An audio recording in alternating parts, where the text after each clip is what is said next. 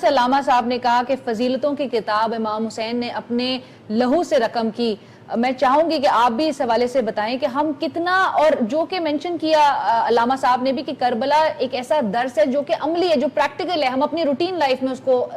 وہ کر سکتے ہیں, امپلیمنٹ کر سکتے ہیں, کتنا ہم اس پر عمل پیرا ہیں؟ بڑی اچھی گفتگو فرما رہے تھے علامہ صاحب. جہاں تک ہمارے معاشرے کا تعلق ہے اور پاکستانی معاشرے کے, اور آپ خود دیکھ رہے ہیں کہ نام کے لیے اور نعرے مارنے کے لیے تو ہم بڑی بڑی باتیں کرتے ہیں اور ہم نام لیتے ہیں ان بڑی بڑی ہستیوں کا کہ ہم ان کے ماننے والے ہیں, سب کچھ ہے, لیکن عمل میں ہم بہت پیچھے ہیں. اور اس کی وجہ یہ ہے کہ امت مسلمہ کی شان یہی ہے کہ ان کے دلوں میں ایک دوسرے کی محبت ہو. اللہ تعالیٰ نے ان تمام کو ایک دوسرے کا بھائی بھائی بنا دیا ہے.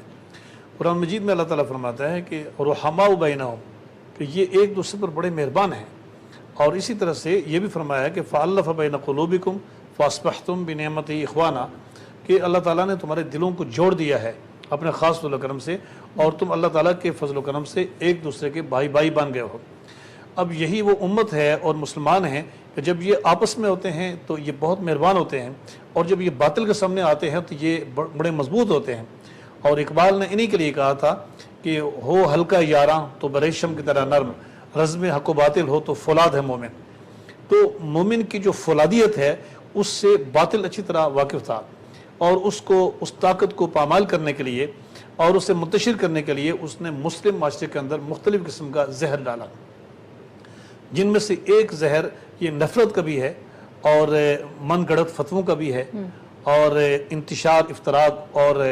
دشمنیوں کا بھی ہے, فرقہ واریت بھی ہے. آپ دیکھ رہے ہیں کہ یہ صرف مذہبی حوالے سے فرقہ واریت پر زیادہ تر لوگ زور دیتے ہیں, لیکن اگر آپ اپنے معاشرے کو بنظر غائر دیکھیں تو یہ فرقہ واریت آپ سیاست میں بھی نظر آ گئی, آپ کو علاقائیت میں بھی آپ کو نظر, علاقائی فرقہ واریت بھی ہے, قبائلی فرقہ واریت بھی ہے, سیاسی انتشار اور فرقہ واریت بھی ہے, اور مذہبی فرقہ واریت بھی ہے. اور اس فرقہ واریت نے, اس انتشار نے امت مسلمہ کو کافی پریشان کیا ہے.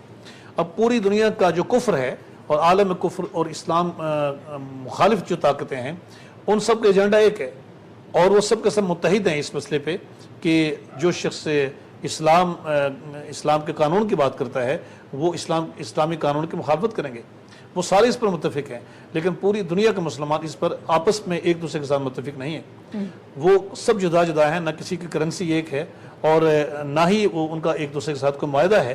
یہ پوری امت مسلمہ کتنی بڑی ہے, لیکن وہ آپس میں ایک دوسرے سے جدا جدا ہیں, اور یہ سب اغیار کے سازشیں ہیں, اور اغیار کے سازشوں نے ہمیں اس طرح ایک دوسرے سے دور دور کر کے رکھا ہوا ہے. لیکن آج بھی اگر ہم چاہتے ہیں کہ حضرت امام عالی مقام امام حسین رضی اللہ تعالیٰ عنہ کا کردار یہاں پر زندہ رہے, اور ہم ان سے واقعی محبت کرنے والے ہیں, تو پھر ہم اپنے اندر سے اس طرح کے جراثیم جو ہے ان کو ختم کرنا پڑے گا, اور اس طرح کے جو عوامل ہیں جو ہمیں اس مومنانہ کردار سے دور کر کے ہمیں کافرانہ کردار کو ادا کرنے کی دعوت دیتا ہے اور ایک باطل راستے پر چلانا چاہتے ہیں. تو اگر مسلمان وہی غیرت, اپنی غیرت و حمیت اور اپنے اسلاف کے نقش قدم پر چلنے کے لیے پختہ ارادہ کر لیں تو یہ سارے کے سارے عوامل ختم ہو سکتے ہیں, اور امام حسین رضی اللہ تعالیٰ عنہ کا کردار پھر سے زندہ ہو سکتا ہے. نبی اکرم صلی اللہ تعالیٰ علیہ وسلم نے, میں گزشتہ شب بھی ایک چینل پہ بات کر رہا تھا کہ ہم اپنے آپ کو مسلمان کہتے ہیں, اور مسلمان ہونے کا بہت بڑا ثبوت اہل کربلا نے وہاں پر پیش کر دیا کہ مسلمان ایسے ہوتے ہیں. اور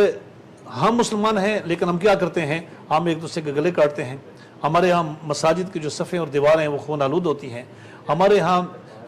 ڈکیتیاں بھی ہوتی ہیں. لیکن مسلمان کی شان یہ ہے کہ رسول اللہ صلی اللہ تعالیٰ علیہ وسلم نے فرمایا ہے کہ المسلم من سلم المسلمون من لسانہ و یدہ, کہ مسلمان وہ ہے کہ جس کی زبان اور ہاتھ سے دوسرے محفوظ رہیں. والمومن من امنہ الناس علی دمائہم و اموالہم, اور مومن وہ ہے کہ جس کی وجہ سے دوسروں کی جان و مال محفوظ رہے. اب آپ دیکھیں کہ جس کے ڈر کی وجہ سے لوگ اسے سلام کرتے ہوں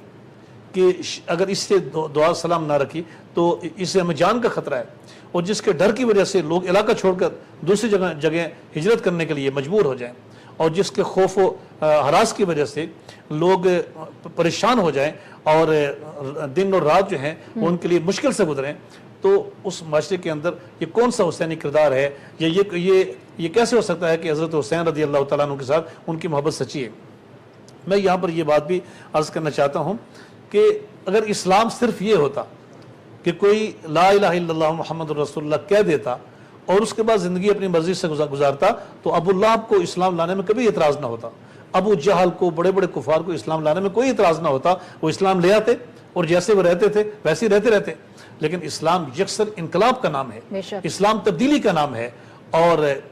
آج اگر ہم یہ بھی کہیں کہ ہم مسلمان بھی ہیں، ہم رسول اللہ علیہ السلام سے محبت کرنے والے ہیں، ہم حضرت امام عالی مقام کے ماننے والے ہیں، تو پھر ہمیں وہ کردار بھی اپنانا پڑے گا، اور جب تک وہ کردار اپنائیں گے نہیں، ہمارے یہاں سلامتی نہیں آ سکتی ہے، ہمارے یہاں امت مسلمہ ایک امت وحدہ اور ایک طاقت نہیں بن سکتی ہے۔ بالکل صحیح۔ میں ایک اور بریک کی طرف جاؤں گی۔